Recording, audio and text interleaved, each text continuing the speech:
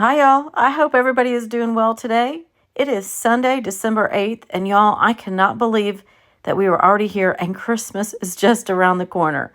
I hope each and every one of you are getting ready for this holiday season and looking forward to spending time with your friends and family and loved ones, or however it is you spend your holidays.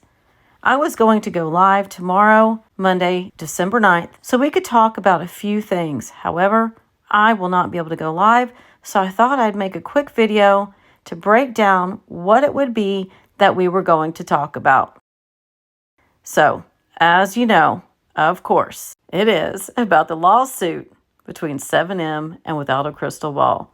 I wanted to be able to try to break this down, make it a little more clear as to where this case stands right now, what this new deadline of December 9th is all about, and what the summary judgment in layman's terms could mean for Katie Joy and 7M. So let's get started. As most of us know by now, January 6th is a hearing for motion summary judgment between 7M and Without a Crystal Ball. I will do my best to break that down in just a bit about what this could mean for both parties and what exactly is a summary judgment and what is there to expect. But in the meantime, there have been a few filings within this case, so I wanted to share them with you so you could see where this case stands and what is currently happening in this case. On November 22nd, 7M's attorney filed this letter with the court.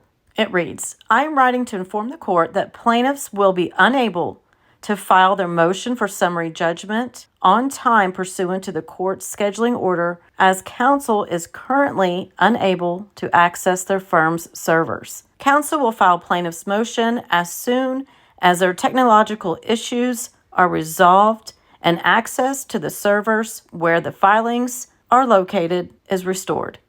Plaintiffs respectfully ask the court for a waiver of the deadline and acceptance of a late filing due to issues outside the control of plaintiff or their attorney. If you have any questions or need further information regarding this matter, please contact my office." Respectfully submitted, signed, Amber Stavig.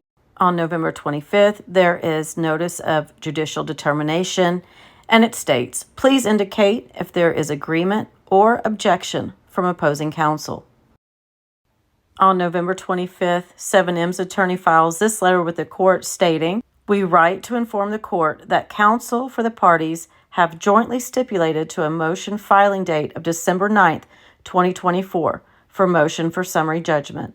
The parties respectfully request that the court accept this stipulation and set the deadline for motion filing as agreed," to which the judge on December 3rd approved.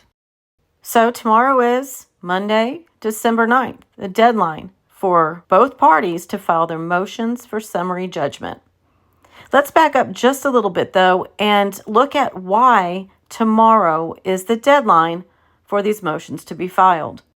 According to the scheduling order that was filed on April 15th of 2024, that Amber Stavig referred to in her letter to the court requesting an extension, states that dispositive motions shall be served and filed no later than September 23rd of 2024.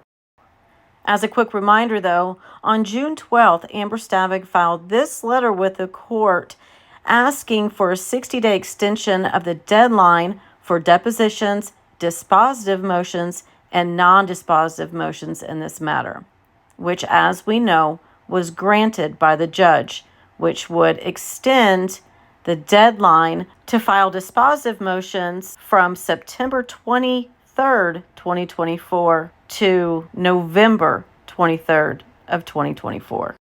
And as we saw, Amber Stavig filed the letter with the court on November 22nd of 2024, stating she was unable to access her servers and requested an extension.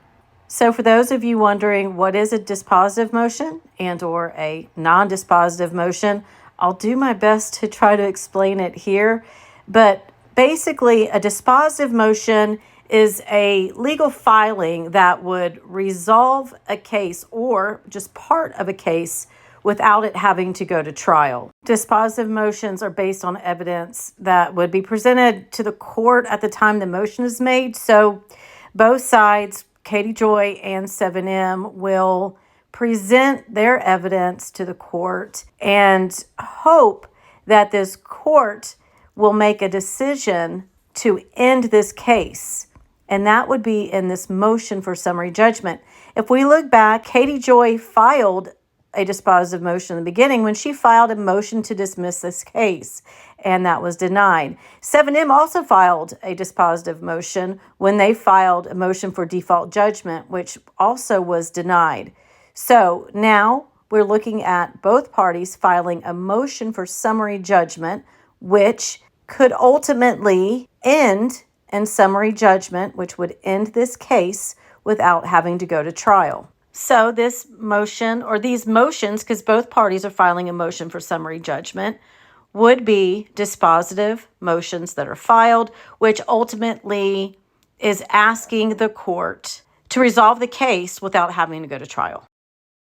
And all of the non-dispositive motions that were filed throughout this case, such as the motions to compel, 7M's motion for injunctive relief, those are motions to assist the attorneys and ultimately help with their strategy to win the case. Also, here's another reminder. When the judge denied 7M's motion for injunctive relief, which was asking the court to tell Katie to stop talking about 7M, but the judge denied it, saying basically, I cannot take away her free speech. Cannot happen. And this just goes to show you how sometimes these orders can be misinterpreted by Katie Joy, because this is how she took that decision. But one thing that we've been trying to prove to the court in all of these, because there's been a series of them, is that I'm a journalist and I should qualify what's called journalistic privilege in the state of Minnesota. And yesterday, a judge actually said that I was. So they said defendants are plausibly a journalistic outlet which enjoys a qualified privilege against defamation claims, basically meaning like I'm doing a job and I have a privilege to do my job. And you can't just sue me because I've done my job. But as we know, this is not true. In a ruling in January of 2024, a judge stated that the courts never deemed Katie Joy Paulson of Without a Crystal Ball a journalist. So I really don't take anything Katie Joy Paulson says about this case as truthful or factual, especially when she says what's going to happen regarding this summary judgment. In the case of Robert Shin, we have asked them more than once to dismiss their case and withdraw their case because they have no grounds. They have fought that over and over and over again, and we will fully be vindicated when the summary judgment that we file in November is approved by the court.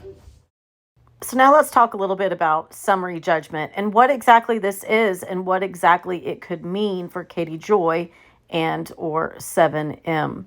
So a summary judgment, as we said before, is a dispositive motion that could end this case without it having to go to trial. So basically, a summary judgment is a pretrial motion that would resolve the legal actions where the parties have no genuine issues with any material fact. And if there is a genuine issue of material fact, a judge cannot make a decision without a trial.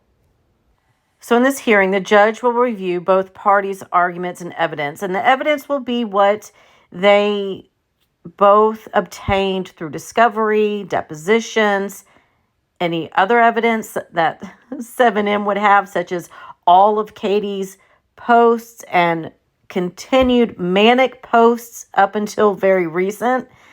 And then the judge will review that and determine if there are any genuine issues of material fact that still require a trial. So I think the biggest question most people have regarding this summary judgment hearing that will be held on January 6th of 2025 is what could happen.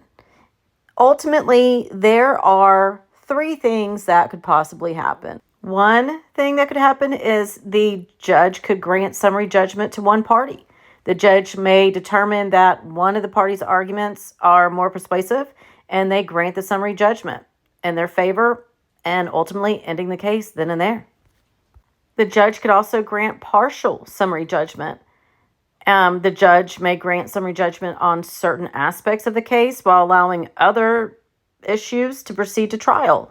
For instance, the judge may determine that, yes, Katie Joy, in fact, defamed 7M. But the judge may choose to have a jury decide the damages. That's just an off-the-wall example right there. So it could be the judge grants partial summary judgment and part of this case would be heard by a jury at trial. The third thing that could happen is the judge could deny both motions. If the judge finds that there are still genuine issues of material fact that need to be resolved, this judge may deny both motions and just send this case to trial, and the entire case will be heard by a jury.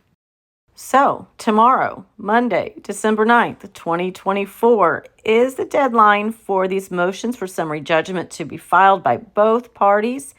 Hopefully, we will be able to see these motions. Hopefully, they'll be available, they'll be filed, I'll be able to pull them, I'll be able to read them, and then I can come back here and let you know what each party said. Now, I have a feeling Katie Joy might do like she did back with the motion to compel and try to have it sealed. However, because there was a restraining order on discovery in this case, that could be why Katie Joy Paulsen sealed the motion to compel. We'll see what happens, but tomorrow is the deadline.